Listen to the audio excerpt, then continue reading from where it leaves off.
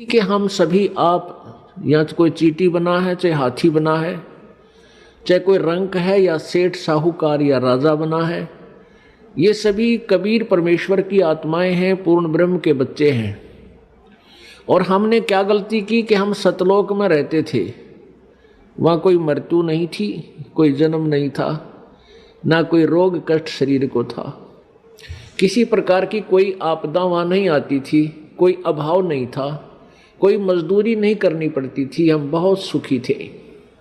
वहाँ हमने गलती की कि जो यहाँ का भगवान है ब्रह्म, ये ब्रह्म जो है इसको ज्योति निरंजन भी बोलते हैं, इसको काल भगवान इसकी उपमा से भी जाना जाता है। इसने एक बदमाशी इसके मन में आई, इसने क्या किया कि अलग राज्य प्राप्त करने के लिए 70 युग तक तप किया, सतलोक में एक पैर पर खड़ा होकर। और हमने भूल क्या की, हम अपने पिता परम पिता परमेश्वर कबीर देव से मन हटाकर और इस काल भगवान को चाहने लग गए। केवल इसकी इस भक्ति को देखकर, एक पैर पर खड़ा होकर ये तपस्या कर रहा था, केवल हम इसकी इस कला पर, इस अदा पर आसक्त हो गए। और हम अपने पिता जो हमें सर्व सुख दे रहा था, ना कोई मृत्यु थी, ना किसी का बेटा मरे था, ना बेटी मरे थी, ना कोड लगे था, ना कोई किसी प्रकार की कोई आपत्ति नहीं आने देता था, उस परमात्मा को त्याग दिया क्योंकि हम सुखी गणे थे वहाँ पर। और हमें ये मालूम नहीं था कि हमें इतने कष्ट भी आ जाएंगे। अपनी नालायकी के कारण हम इस ज्योति निरंजन को चाहने लग गए और जिस परिणाम स्वरूप हम इसके जाल में फंस गए और यहाँ आगे इसके साथ में इसने 21 ब्रह्मांड परमात्मा से तपस्या करके प्राप्त किए। ये अलग से कहानी आपको सुनाएंगे, लेकिन यहाँ जो प्रसंग चल रहा है कि हम अपनी उस नालायकी के कारण आज इस काल के साथ आगे, जब तक हमारे सतलोक के पुण्य थे तब तक तो इसने हमें रखा ऊपर के लोकों में, स्वर्ग महास्वर्ग में। और जब हमारे पुण्य खत्म होते चले गए, क्योंकि यहाँ का विधान है कि जैसे कर्म करेगा वैसे फल मिलेंगे, और पुण्य आपके होंगे। जब पुण्य क्षीण हो जाते हैं तो उसको ये यहाँ पृथ्वी पर पटक देता है। तो जब तक हमारे पुण्य थे, हमारी जेब में पैसे थे, हमारी कमाई थी, तो हम स्वर्ग रूपी होटल में वहाँ अपने मस्ती करते रहे, भगवान याद नहीं आया। और जब हम पटक दिए पृथ्वी पर, कोई कुत्ता बनाया, कोई गधा बनाया, कोई कुतिया बनाई, कोई गधी बनाई, कोई शेर, कोई पशु पक्षी जीव जंतु बनाकर यहाँ डाल दिए। और जिनके कुछ पुण्य फिर भी शेष रहे उनको मानव शरीर दिया। मानव शरीर के अंदर आप देख रहे हो कोई भी प्राणी सुखी नहीं है। मानव शरीर तो हम सबसे उत्तम मानते हैं, अन्य प्राणियों का तो आप एस्टीमेट लगा लेना वो कितने सुखी होंगे, कुत्ते गधे सूअर। मानव शरीर में भी आप और हम बिल्कुल सुखी नहीं है। अब हम झूठे सुख को सुख मान बैठे। परमेश्वर कहते हैं झूठे सुख को सुख कहे ये मान रहा मन मोदे, ये सकल चबीना काल कहा, कुछ मुख में कुछ गोद। इस काल भगवान को श्राप लग गया, एक श्राप लगा हुआ है परमेश्वर की ओर से। इसने वहां एक भयंकर गलती की थी जिसके परिणाम स्वरूप इस काल को श्राप लगा हुआ है 1 लाख मानव शरीरधारी प्राणियों का नित आहार करने का। मानव शरीरधारी प्राणियों का 1 लाख का प्रतिदिन ये ग्रास करता है, आहार करता है, खाता है। इसके लिए इसने हम सभी को यहाँ रोक रखा है जैसे कसाई बकरे पालता है। अब पुण्यात्माओं, ये परमेश्वर कबीर जी द्वारा दिया गया ये ज्ञान है, ये दास आपको व्याख्या कर रहा है और ये परमात्मा का बताया हुआ है। इस पर बहुत गहराई से सोचना, इसको केवल एक कथा मत समझना, ये 100% सत्य, ये सत्य कथा है, केवल इसको दंत कथा मत मान लेना। जितना भी आप इस ज्ञान को समझते चले जाओगे उतना ही आप गहराई से चिंतन करने में को विवश हो जाओगे। अब जैसे कसाई बकरे पालता है, उन बकरों के लिए वो बहुत व्यवस्था करता है, उनको चारा चराता है, उनको पानी पिलाता है, गर्मी सर्दी से बचाता है, उसके ऊपर कोई छान डाल देता है, कोई शेड बनाता है। तो अबोध बकरियां उस कसाई को अपना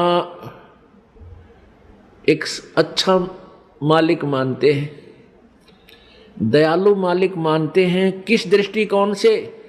कि ये हमारी कितनी केयर टेक करता है, कितनी देखभाल कर रहा है, पानी पिलाता है, चारा चराता है, तालाब बना रखा है, किधर चरागा बना रखे हैं, चारों तरफ बाड़ लगा रखी है, कोई हिंसक पशु आकर इनको खा ना जाए, रोक रखे हैं। अब वो इसी कारण से उस कसाई को अपना दयालु मालिक मानते हैं। और जब वो कसाई उन बकरों के उस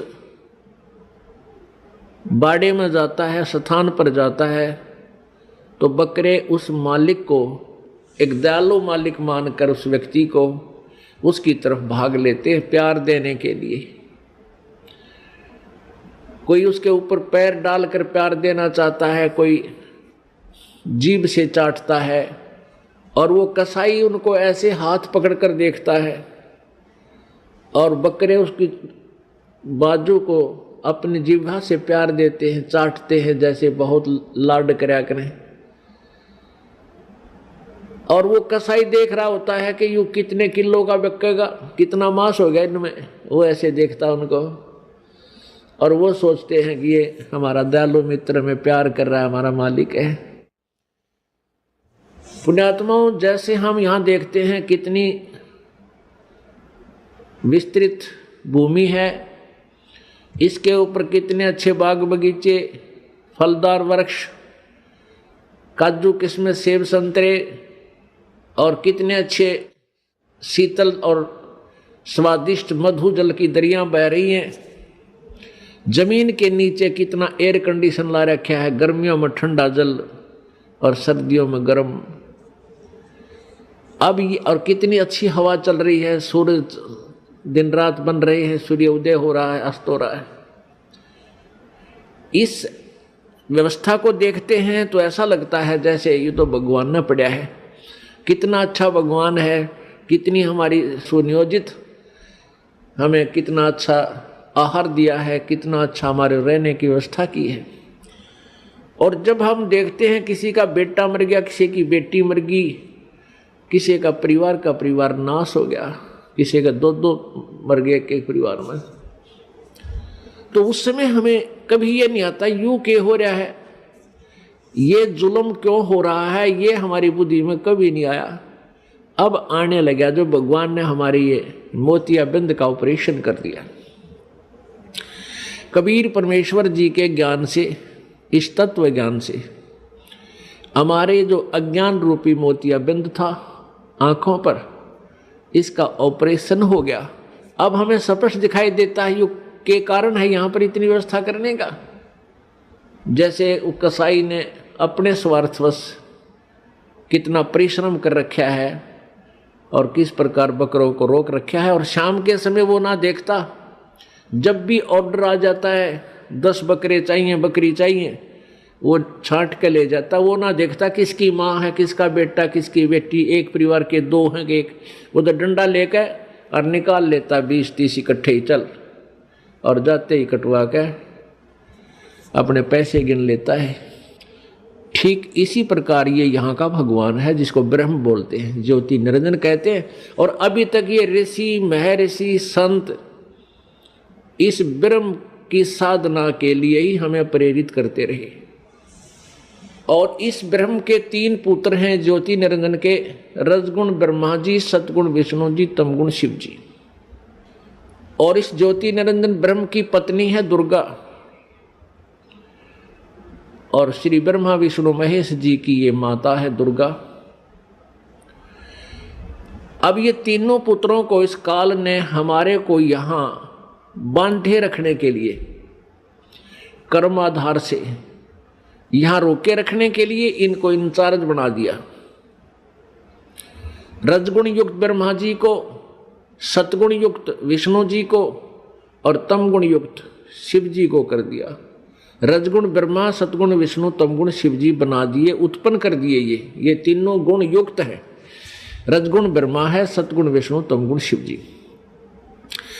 अब इस एक ब्रह्मांड में 3 लोकों के ऊपर, एक पृथ्वी लोक, एक ऊपर स्वर्ग लोक और नीचे एक पाताल लोक, इन 3 लोकों पर एक एक विभाग के मंत्री बना दिया इनको। इन तीनों मंत्रियों की तीनों लोकों पर अपने विभाग के आधार से तीनों की पावर काम करती है, शक्ति काम करती है। श्री ब्रह्मा जी के इस रजोगुण के प्रभाव से सभी प्राणी संतान उत्पत्ति करते हैं, जीव के बस की बात नहीं। और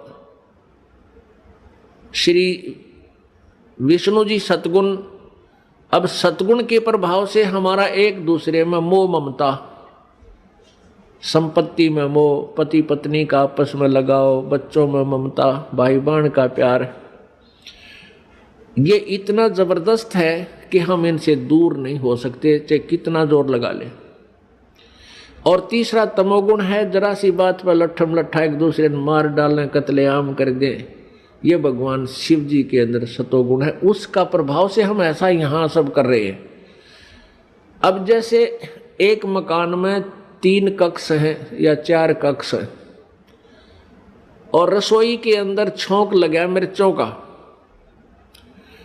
रसोई के अंदर तो वो मूल वस्तु है, मिर्च है, छौंक है, और उसका निराकार शक्ति ने जाकर अन्य कक्षों में बैठे व्यक्तियों को भी प्रभावित कर दिया और उनको भी छींकें आने लग गई। उनके बस की बात नहीं उन छींकों ने वह रोक दे।